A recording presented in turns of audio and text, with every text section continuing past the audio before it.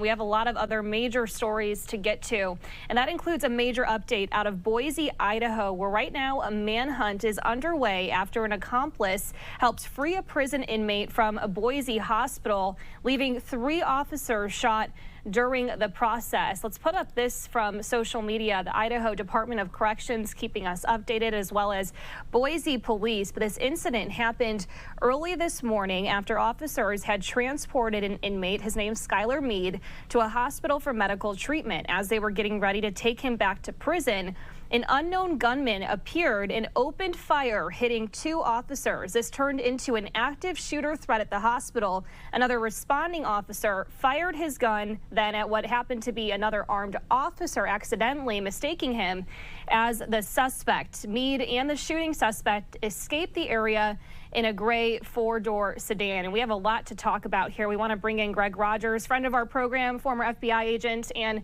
federal prosecutor. He joins us live now to discuss. Greg, as always, great to talk with you. Always a pleasure. Yeah, and there is a lot to talk about today. I mean, this is an inmate with a long criminal history, Greg. In fact, he's been behind bars since 2016 and isn't set to be released up to this point until he escaped until 2036. So let's just begin with what we know and your reaction to this news today. It's a very dangerous situation. He's incredibly violent. He's been kept in administrative segregation. Sometimes when you're in a state prison institution, you're kept in administrative segregation, just called ad-seg, for your own protection. He has been kept in ad-seg to protect other inmates. He's been prosecuted since he's been incarcerated for manufacturing prison shanks, just homemade knives to attack other inmates. He is a incredibly violent individual that's a member of a known and incredibly violent white supremacist gang, the Aryan Knights. I noticed on his, when I was just looking up some pictures on his face tattoos, he has a 1 and an 11, which, you know, stands for alphabetical numerals. That's the 1, of course, is A and 11 is K. That's the Aryan Knights. He's a member of their very, very violent gang, and they are not the least bit intimidated by law enforcement. Yeah, and a photo of him here. We also have a picture as well of the getaway vehicle. And Greg, for an unknown gunman to show up at the time that they were transporting the inmate, I mean, police are saying that this had to have been planned, right? There's no question it was planned. It's my understanding that his injuries that required him to go to the emergency room in the first place were self-inflicted. So it would be very difficult for him to get personally to arrange this, because so much of what he does is monitored. All of his letters, all of his phone calls are reviewed and recorded.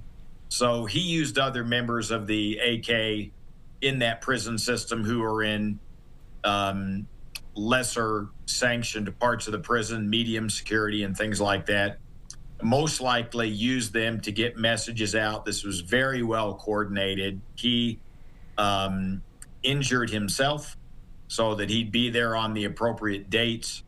And it's easy to get messages out to let other gang members on the outside know that he's going to the emergency room.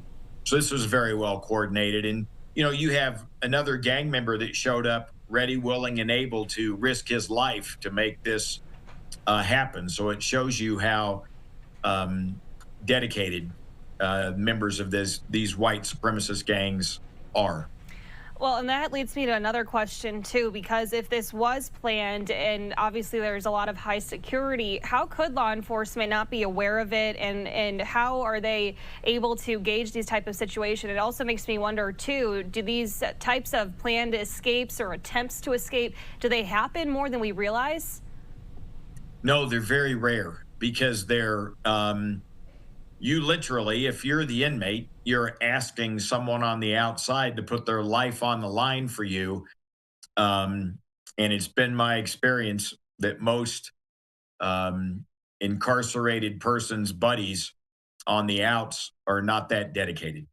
So, but that's different in a white supremacist gang. You do what you're told to do for your brothers. And so, Yeah, this was very brazen, very well planned.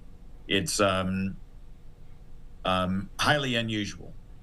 I would imagine that everybody was on, when he does all the self harm to get this um, visit to the ER, that should cause concern on the parts of the people transporting him, because there's a reason, because the self harm obviously didn't raise to a level where it was a legitimate attempted suicide.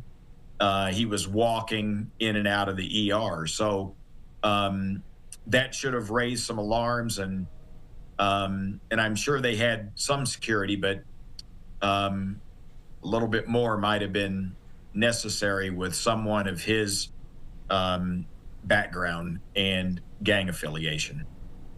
And because communication's limited, because security's so high, how do you think they were able to coordinate that? I mean, I obviously know we don't know that, but for them to be able to plan this so well that they were able to successfully escape, how can someone communicate that, plan that successfully, knowing how much security there is? Unfortunately, it wouldn't have been that difficult using other gang affiliates in the prison system. They have family members that come visit them. Those conversations are not recorded often, and they can tell those family members to tell people on the outside. It really would have been as simple as a fellow gang member telling a family member or friend that had visiting rights to get a message out that this was the day he was going to harm himself. That's the day they're going to take him to the hospital. And you could have that's a very normal looking car that could be sitting anywhere in that parking lot at the hospital outside of the ER entrance and just watching for that ambulance to arrive. Then they know he's there. And then it's just a matter of keeping eyeballs on that door until the ambulance comes back, because they did get him when he was being released. So they would have had to have been patient and waited for him to come out. That's what happened. So sadly, it's not as difficult to accomplish as you might think.